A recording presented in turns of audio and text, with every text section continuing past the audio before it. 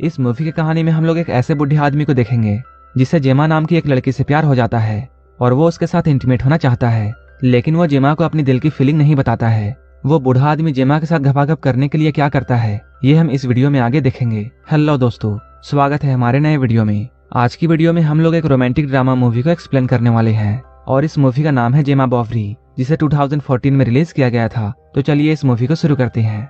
Movie के starting में हम लोग मार्टिन नाम के एक आदमी को देखते हैं। वो फ्रांस के एक छोटे से गांव में रहता था। वो हमें अपनी स्टोरी खुद ही बता रहा होता है। वो कहता है वो 7 साल पहले पेरिस से यहाँ आया था। यहाँ पर उसके डैड एक बेकरी चलाया करते थे और वो अपने फादर के काम को आगे बढ़ाता है और अब वो अपनी वाइफ के साथ इस बेकरी को संभालता है। एक बार जब मार्टिन ब्रेड बना रहा होता है तब उसका ब्रेड जल जाता है। उसकी वाइफ जब उससे इसके बारे में पूछती है तब वो बताता है वो चार्ली के बारे में सोच रहा था और वो कहता है कहीं चार्ली सुसाइड ना कर ले। उसकी वाइफ उसे समझाती है तुम्हें इन सब के बारे में नहीं सोचना चाहिए क्योंकि चार्ली ऐसा कुछ भी नहीं करने वाला है। इसके बाद मार्टिन चार्ली के घर पर जाता है।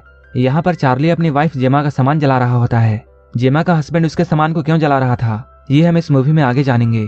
चार्ली जब यहाँ से जाता है तब यहाँ पर मार्टिन को जेमा की डायरी मिलती है। उस डायरी को छुपाकर वो अपने पास रख लेता है। घर आकर मार्टिन उस डायरी को पढ़ता है और यहाँ से इस मूवी की स्टोरी शुरू होती है और ये स्टोरी हमें फ्लैशबैक में दिखाई जाती है। इस मूवी में काफी समय पहले का वक्त दिखाया जाता है। यहाँ जेमा की शादी चार्ली के साथ हो रही होती है और चार्ली जेमा को लेकर इस छोटे से गांव में रहने के लिए आया था। जब मार्टिन अपने नए पड़ोसियों को देखता है तब वो इनके पास जाता है। ये लोग यहाँ पर काफी बातें करते हैं। एक दिन चार्ली जेमा को लेकर मार्टिन की दुकान पर आता है। यहाँ जेमा मार्टिन के बनाए हुए ब्रेड को टेस्ट करती है। वहीं दूसरी ओर मार्टिन भी जेमा की खूबसूरती को देख रहा था और वो उसकी खूबसूरती को देखकर उसकी तरफ अट्रैक्ट हो जाता है। इसके बाद शाम में जब मार्टिन अपने घर आ रहा होता है तब उसकी मुलाकात रास्ते में जेमा से होती है। ये लोग रास्ते में बातें करते हुए जा रहे थे। इसके बाद मार्टिन उसे गार्डन दिखाने के लिए ले जाता है। यहाँ के फ्लावर्स को देखकर जेमा बहुत खुश होती है। रात में चार्ली मार्टिन के पास आता है और उससे वो कहता है उसके घर की बिजली चली गई है। इसके बाद मार्टिन उसके साथ उसके घर पर जाता है और वहां जाकर वो बिजली को ठीक कर देता है। तभी यहाँ मार्टिन की वाइफ भी उसे ढूंढते हुए आ जाती है। इसके बाद ये चारों मिलकर ड्रिंक करते हैं। ड्रिंक करते हुए मार्टिन बस जेमा को ही देखे जा रहा था। इन्हें ऐसे रहते हुए काफी दिन गुजर जाते हैं। एक दिन जेमा मार्टिन की बेकरी पर आती है और वो मार्टिन की ब्रेड्स की तारीफ करती है। मार्टिन उससे पूछता है क्या तुम्हें ये जानना है कि मैं इन ब्रेड्स को कैसे बनाता हूँ। जेमा इन ब्रेड्स को बनते हुए देखने के लिए हाँ कहती है। इसके बाद मार्टिन उसे पीछे वाले कमरे में ले जाता है जहाँ पर वो ब्रेड्स बनाया करता था। जब जेमा ब्रेड्स बना रही होती है तब मार्टिन उससे पूछता है तुम्हें इन्हें बनाने में कैसा लग रहा है। जेमा उससे कहती है मुझे इन्हें बनाने में बहुत मजा आ रहा है। मार्टिन इसी रूम में ब्रेड्स बनाया करता था, इसलिए इस रूम में बहुत गर्मी थी।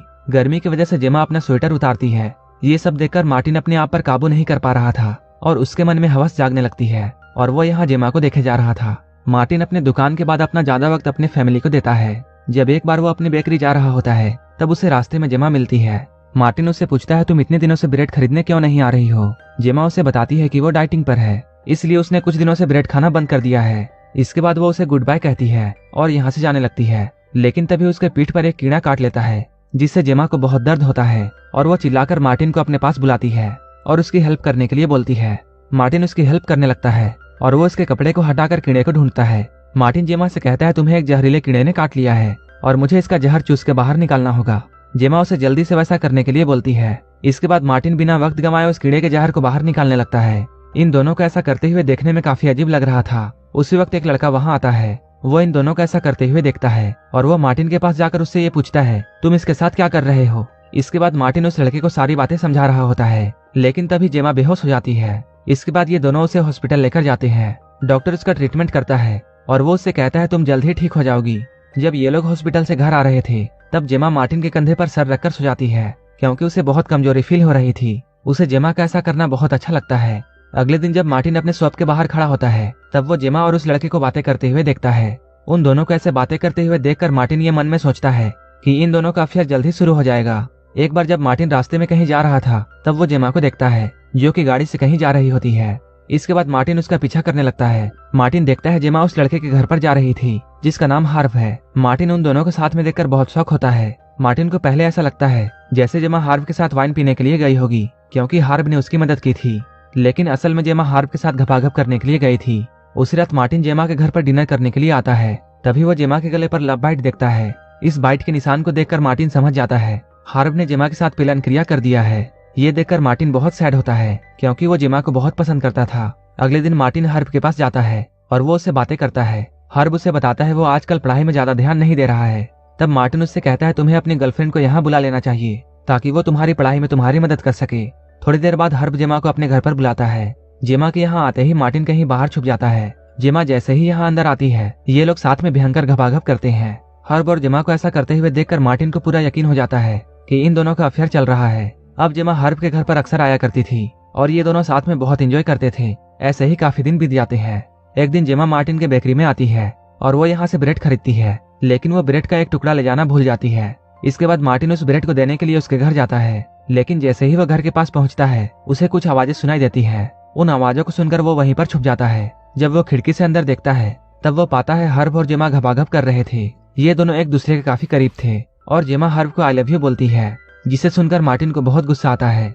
अगले दिन फिर से जेमा हर्ब के घर पर जाती है और ये दोनों जबरदस्त पेलन क्रिया करते हैं। ये लोग घपाघप करते हुए इतने खो जाते हैं कि इन लोगों से हर्ब के मॉम की एक कीमती मूर्ति टूट जाती है। ये देखकर जेमा कहती है वो अपने हस्बैंड से कहकर इस मूर्ति को ठीक करवा देगी। जाते हुए जेमा हर्ब को ये बोलती है हम दोनों को यहाँ से भागकर लंदन चले जाना चाहिए। इसके बाद हम लोग देखते हैं जेमा को एक लेटर मिलता है। उस लेटर को पढ़ने के बाद जेमा हर्ब से मिलने के लिए उसके घर पर जाने लगती है। इधर हर्ब की मॉम जब अपने घर पर आती है तब उन्हें उनकी कीमती मूर्ति नहीं मिलती है। हर्ब अपनी मॉम को बोलता है उस मूर्ति में स्क्रैच आ गई थी, इसलिए उसने उस मूर्ति को पास के एक आदमी को ठीक करने के लिए दिया है। वहीं दूसरी ओर जेमा के पास हर्ब का मैसेज आता है जिसमें वो जेमा को ये लिखता है मैं तुम्हारे साथ लंदन नहीं आ सकता हूँ। ये जानकर जेमा बहुत सैड होती है। इसके बाद वो रोते हुए अपने घर चली जाती है। इधर धीरे धीरे चार्ली को जेमा पर शक होने लगता है, क्योंकि जेमा अब चार्ली पर ज्यादा ध्यान नहीं दे रही थी। इस बात से चार्ली बहुत अपसेट था और वो गुस्से में कुछ दिनों के लिए लंदन चला जाता है। इसके कुछ दिनों के बाद जेमा से मिलने के लिए उसका एक्स बॉयफ्रेंड आता है और उसके एक्स बॉयफ्रेंड का नाम पैट्रिक था। कुछ देर बाद मार्टिन इन दोनों को सड़क पर किस करते हुए देखता है। ये देखकर मार्टिन समझ जाता है कि जेमा को क्या चाहिए। इसके अगले दिन पैट्रिक जेमा के घर पर आता है। जब ये लोग एक दूसरे से बातें कर रहे होते हैं उसी वक्त चार्ली भी अपने घर वापस आ जाता है। जैसे ही वो अपने घर पर अंदर जाता है वो भागता हुआ फिर से बाहर आता है और वो मार्टिन से हेल्प मांगता है। इसके बाद मार्टिन जब चार्ली के घर पर अंदर जाता है तब वो जेमा को मरा हुआ देखता है। उसे देखकर मार्टिन बहुत शौक होता है। कुछ ही देर बाद पुलिस यहाँ आ जाती है और वो जेमा की बॉडी को पोस्टमार्टम के लिए ले जाती है। इसके बाद जब जेमा की पोस्टमार्टम की रिपोर्ट आती है तब मार्टिन को यह बात पता चलती है कि जेमा की मौत उसके गले पर ब्रेड फंसने से हुई थी।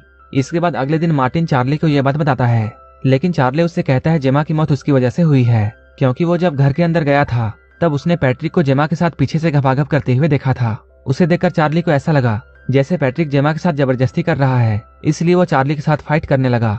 जब चार्ली मार्टिन को ये सब बता रहा होता है तब पैट्रिक भी यहाँ आ जाता है और वो इन लोगों को ये बताता है उस वक्त जब हम दोनों अकेले थे तब जेमा ब्रेड खा रही थी और मैं उसके पीछे से उसे किस करने लगा था, जिस वजह से जेमा के गले पर वो ब्रेड फंस गया और मैं जब उस ब्रेड को निकालने की कोशिश कर रहा था तभी वहाँ पर चार्ली आ जाता है और इन दोनों के बीच में कंफ्यूजन की वजह से लड़ाई होने लगती है। ये दोनों लोग आपस में लड़ने में इतनी बिजी हो गए कि इन दोनों को जेमा का जरा भी ख्याल नहीं आया और यहाँ पर जेमा की मौत दम घुटने से हो जाती है। यहीं पर इस मूवी के फ्लैशबैक की कहानी खत्म होती है और यहाँ से हम प्रेजेंट टाइम में देखते हैं जहाँ मार्टिन का बेटा उससे ये कह रहा होता है हमारे घर के पड़ोस में एक रशियन कपल रहने के लिए आई है। ये सुनकर मार्टिन उनके पास जाता है और यहीं पर यह मूवी खत्म हो जाती है। अगर आपको ये मूवी अच्छी लगी हो तो एक लाइक जरूर कर देना और ऐसे ही मूवीज के लिए मेरे चैनल को जरूर सब्सक्राइब कर लेना। तो मिलते हैं हमारे नेक्स्ट वीडियो में।